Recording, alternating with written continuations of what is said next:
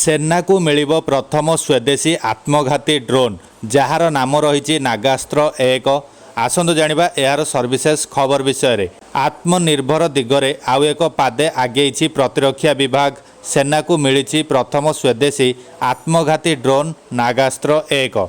एही ड्रोन को शत्रुपक्षर राडार मध्य धरिबारे विफल हेबो। एबे एयर स्ट्राइक पई आउ फाइटर जेट आवश्यकता पड़िबो नाही।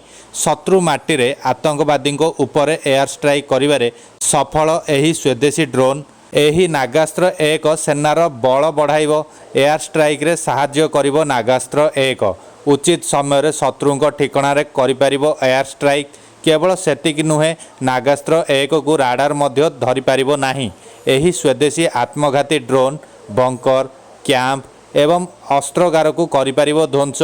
तेबे प्रथम पर्यायर सेना को 120 ड्रोन मिली। सेना को मोट 450 ड्रोन जोगाई दियाजिबो बोली सूचना रही। भारत चीन सीमा नुब्रा घाटी रे एहार परीक्षण करा जायछि। ड्रोन टी 1 रु 4 केजी अस्त्रशस्त्र नेबारे सफल होइतिला। 4500 मीटर उपरे उड़ी शत्रु ठिकाना ध्वंस करिपारिबो।